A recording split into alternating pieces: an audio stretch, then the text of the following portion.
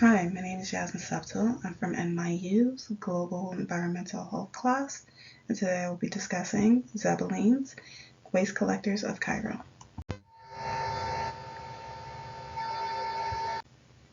This is the table of contents, and this will highlight all of the topics that will be discussed today. Objectives: to give a cohesive understanding of the Zabbaleen community in Egypt, to discuss some of the issues the Zabbaleen community face, to highlight issues associated with waste management.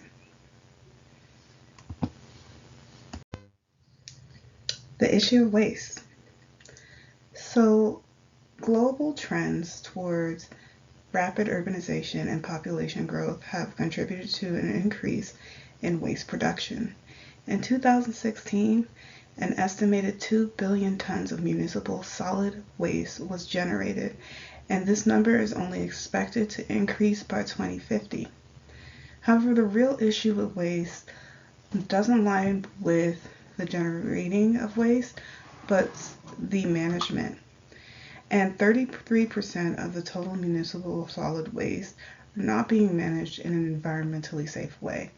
And this contributes to an increase in contamination and different hazards that can affect many different people, animals, and the environment around us.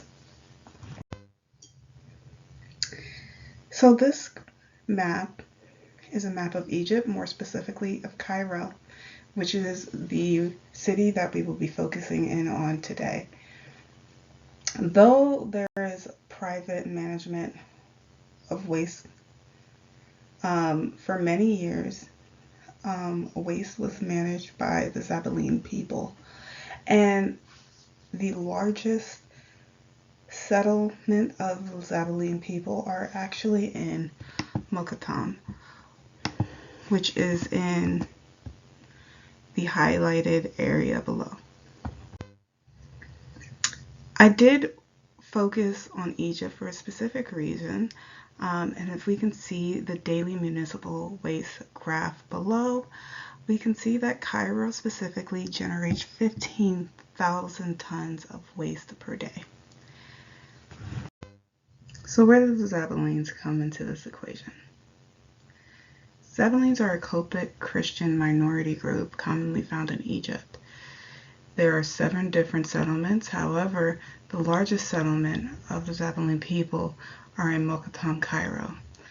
First settling in Cairo between the 1930s to the 1940s, the Zabbaleen became the most known for creating a resource of recovery and waste recycling system in Cairo.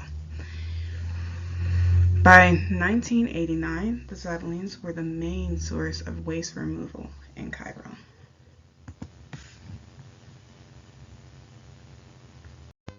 The Zabbaleens collect waste through a door-to-door service.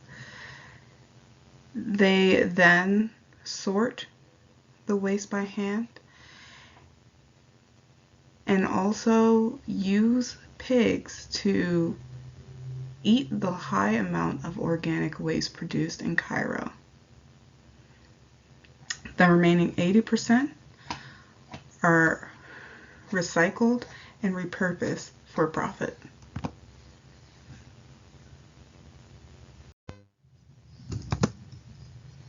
This chart depicts the composition of municipal solid waste in Egypt in 2012, specifically in Cairo. And we can see that the organic waste is 57%, which is why the use of pigs is so vital to this community. The rest, plastics at 13%, paper, are sorted out and searched for valuable items. Those items are then sold, and the rest are reused and repurposed and refunctioned in many different ways.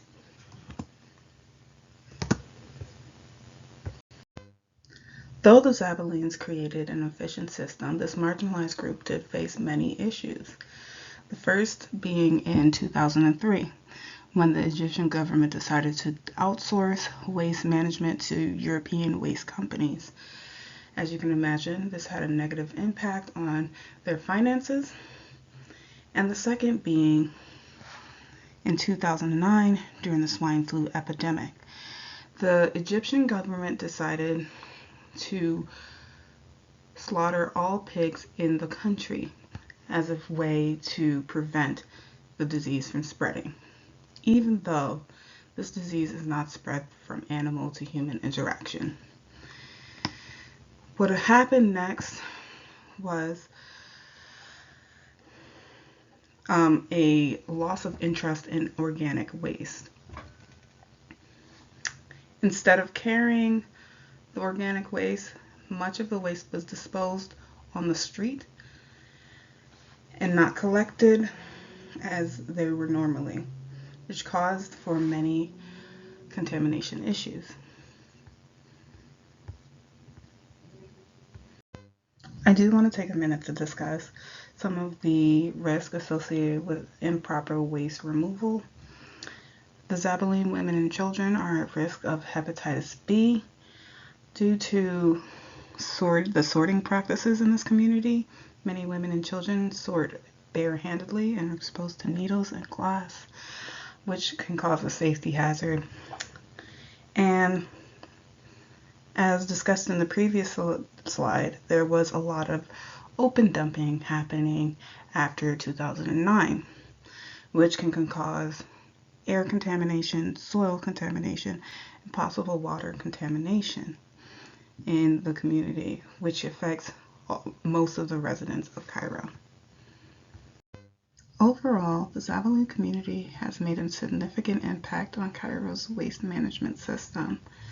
Even though there were many obstacles preventing them from operating at the capacity they used to, there's still a vibrant community that continues waste collection now and even presumably in the future. Thank you so much for your time.